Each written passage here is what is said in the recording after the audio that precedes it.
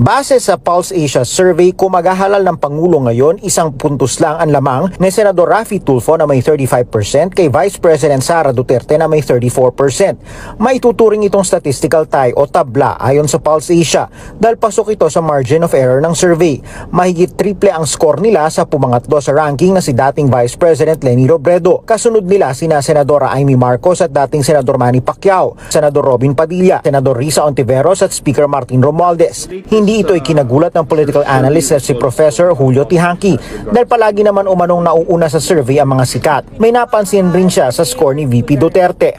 The brand as it is now being carried by the Vice President, the daughter of the former President, is slowly, incrementally losing ground in terms of survey points. In the same light, there is an apparent increase in the growing popularity of Senator Raffy Tulfo. Marami pang mangyayari at nakita natin sa mga nakaraang halalan, lalo-lalo na sa pagkapangulo, yung mga nauuna ay nahuhuli rin. So yung mga nahuhuli pwedeng humabol. Sinabi rin ng mismong presidente ng Pulse Asia na si Ronald Holmes na masyado pang maaga ang halalan, lalo't mayorya pa rin ang natutuwa sa trabaho at nagtitiwala sa bise. Anya, baluarte talaga ni VP Duterte ang Mindanao habang kinarga naman siya ng alyansa nila ni Pangulong Ferdinand Marcos Jr. sa ibang lugar sa bansa.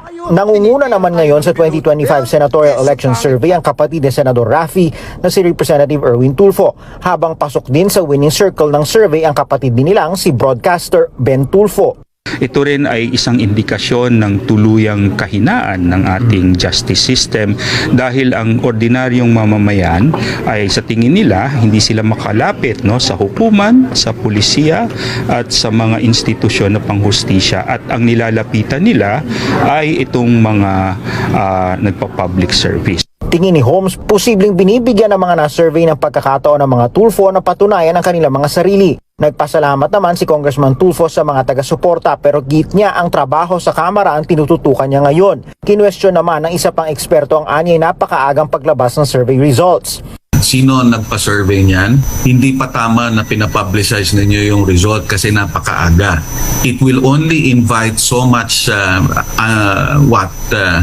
unwanted attention on your part that you are gunning for a higher position. Pero kasi pag nasa limelight ka, isang mali mo lang, tapos yan.